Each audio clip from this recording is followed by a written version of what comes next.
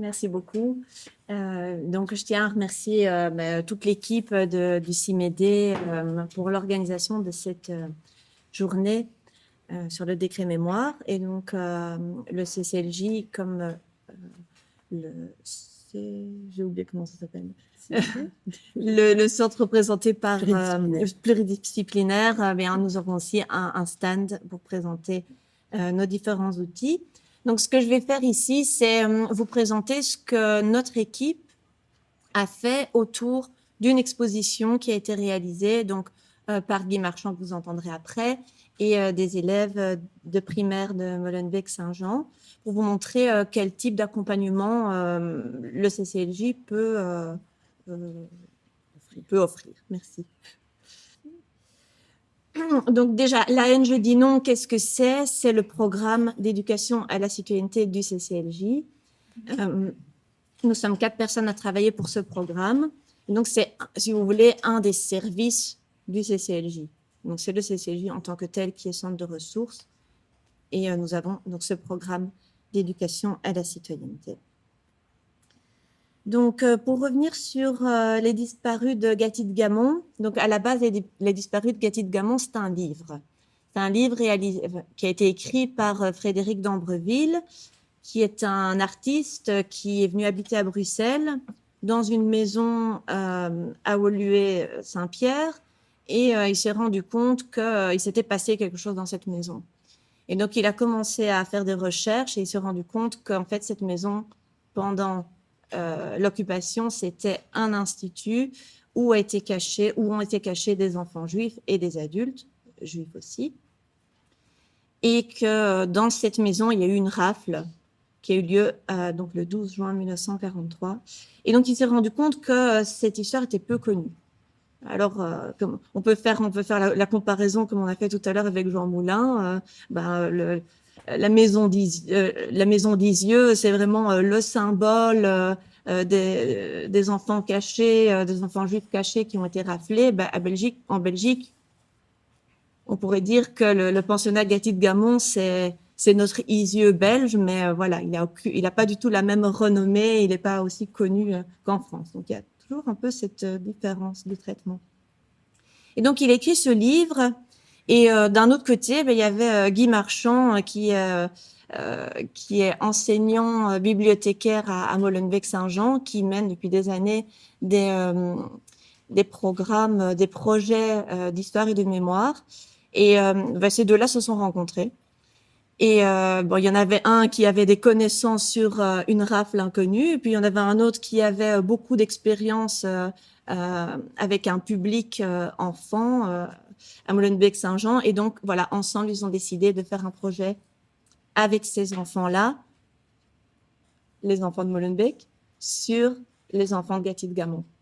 Et donc, c'est comme ça qu'ils ont décidé de faire cette exposition. Et donc, nous, au Centre d'éducation à la citoyenneté du CCLJ, on était en contact avec eux dans la réalisation de cette exposition.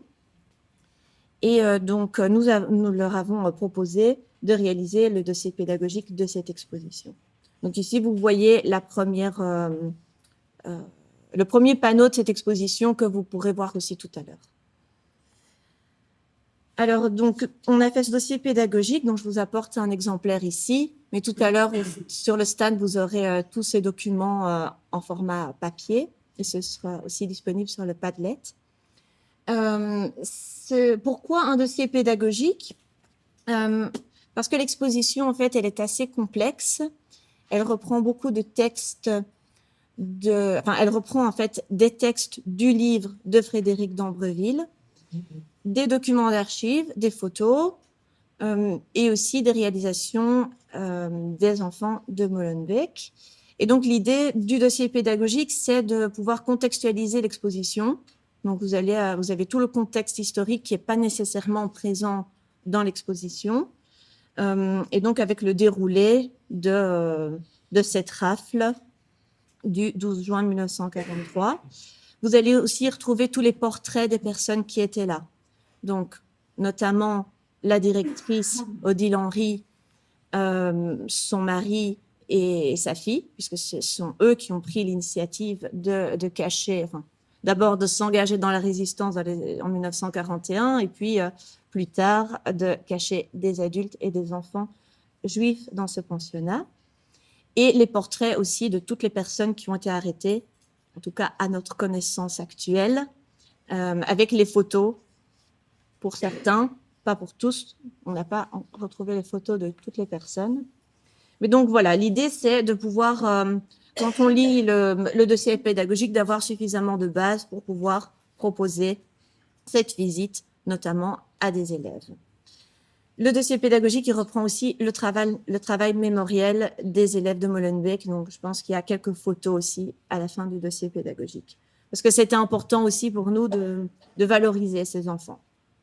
Molenbeek, on parle de Molenbeek, bon, on a tous en tête certains stéréotypes, certains a priori peut-être. Et donc, l'idée aussi de montrer qu'à Molenbeek, on fait des chouettes choses, c'est bien aussi pour ces enfants-là. Alors, au CCLJ, on a décidé le 27 janvier 2024 de consacrer donc cette journée de commémoration aux victimes de la Shoah à l'histoire des disparus de Gatiss-Gamon.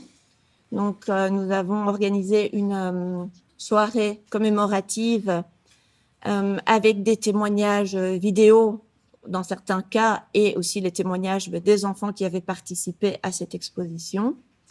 Et nous avons aussi donc présenté cette exposition au CCLJ. Parmi les témoignages, on avait notamment le témoignage audio de Hélène Gangarska, qui était donc une jeune femme résistante, mais qui était aussi cachée à l'Institut Gatiss-Gamon, qui était raflée donc avec les enfants. Elle s'est occupée d'eux comme d'une façon extraordinaire quand ils étaient à la caserne d'Ossun. Et elle a été repérée par des résistantes à la caserne d'Ossun même, ce qui fait qu'elle a été séparée en fait des enfants au moment de monter dans le convoi. Elle s'est retrouvée avec les résistantes et ensuite déportée, sélectionnée pour le travail. Elle a survécu à sa déportation. Après la guerre, pour la petite histoire, elle épouse David Susskind, qui sera le fondateur du CCLJ. Donc, cette histoire-là, c'est aussi une histoire qui est liée à l'histoire de la maison pour laquelle nous travaillons. Donc, c'est aussi très important de faire le lien avec des personnes importantes pour notre centre.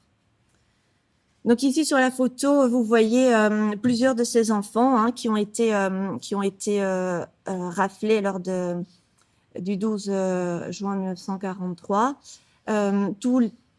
Tous les détails sont dans l'exposition et dans le dossier pédagogique, mais on peut en reparler après si vous voulez.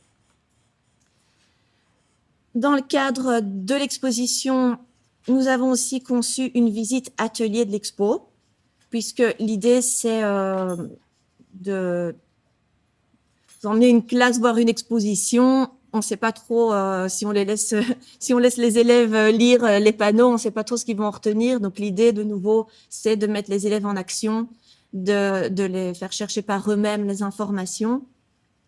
Et donc, nous avons conçu donc une visite de l'expo qui est en même temps une sorte d'atelier pour les primaires et les secondaires. Et donc, j'en ai pris quelques exemples ici aussi des fiches que nous avons proposées pour la visite de l'exposition. Tout ça est aussi disponible sur notre site Internet. Et donc, par exemple, une des choses qu'ils devaient faire, c'était reconstituer le parcours migratoire d'une des familles. Ce qui est important aussi parce qu'on parle d'histoire de migration. Beaucoup des élèves actuellement, avec lesquels nous travaillons, ont des histoires migratoires. Donc, c'est intéressant aussi de faire ce lien avec l'histoire des élèves eux-mêmes. Donc, l'idée ici aussi, c'était de se rendre compte que l'histoire de ces enfants juifs, c'est pas seulement des enfants juifs qui sont morts à Auschwitz. C'est aussi des enfants qui ont une histoire. Ils ont une famille, ils viennent de quelque part, ils parlent une certaine langue. Donc, l'idée d'humaniser aussi le propos.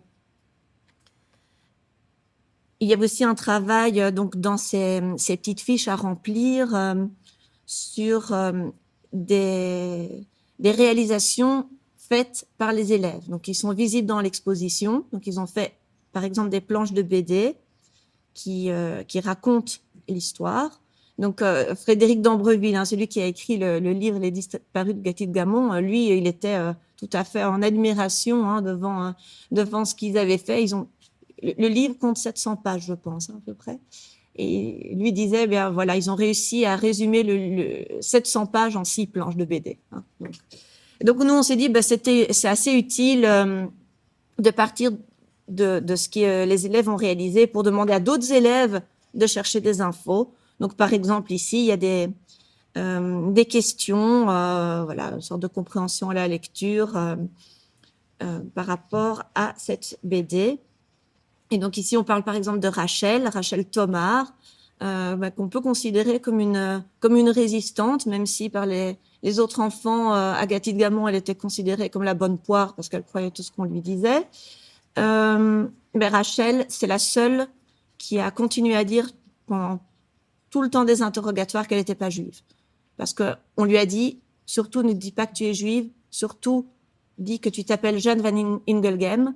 Et donc jusqu'à la fin, même à la caserne d'Ossins, même en étant frappée à la caserne d'Ossins, elle a continué. Elle est déportée sous le nom de Jeanne van Ingelgem. Et elle est déportée dans un autre endroit que les autres enfants. Donc pour nous, c'est aussi une façon de résister. C'est aussi une forme de résistance.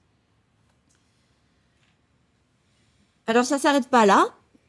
En plus du parcours dans l'exposition, nous avons aussi développé un parcours mémoriel, et cette fois-ci dans le quartier de Kuregem.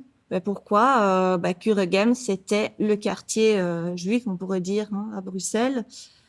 Beaucoup des enfants qui étaient cachés à Gatine Gamon, c'est-à-dire à Woluwe-Saint-Pierre, avaient habité, étaient passés par Anderlecht, pas tous, mais un grand nombre d'entre eux. Et donc, nous avons conçu aussi une visite, un parcours mémoriel à Kuregem, donc qui repasse dans différentes adresses connues de ces enfants-là, des lieux emblématiques, par exemple la synagogue d'Anderlecht, et évidemment le mémorial national aux martyrs juifs. Donc ici, vous voyez une photo de 3 élèves qui recherchent le nom d'une personne dont on a parlé au cours de la visite, donc sur les murs du mémorial. Ici, voilà, de façon plus détaillée, les différents points par lesquels nous sommes passés lors de ce parcours mémoriel. Tout ça est disponible aussi sur Internet, donc si vous voulez vous-même vous approprier tous ces outils, c'est là pour ça. C'est pour ça qu'on les crée. Pas que pour que nous les utilisions, c'est aussi pour le grand public. Et alors, je voulais terminer avec cette lettre, qui est la lettre de Madame Lecoq, qui habitait rue Georges Moreau. Donc, c'est toujours Kuregem, c'est juste à côté de la maison communale. Donc cette Madame Lecoq, on passe aussi par cette adresse quand on fait le tour à Kuregem. Voilà un exemple d'une des lettres qu'elle a écrites à la reine Elisabeth, dont on parlait ce matin, qui malheureusement pour les enfants de Gatine Gamon n'a pas eu de résultat. Donc plusieurs fois, Madame Lecoq a essayé de faire bouger les choses, de contacter la reine via différentes lettres, mais malheureusement, elle n'a pas réussi à sauver les enfants de Gatine Gamon. Donc voilà quelques exemples d'accompagnement que le Centre d'éducation à la citoyenneté du CCJ peut vous proposer. Évidemment, ce n'est qu'un exemple. Nous travaillons sur d'autres thématiques également. Donc, je vous invite tout à l'heure à découvrir notre stand et à découvrir nos différents outils pédagogiques à cette occasion. Voilà.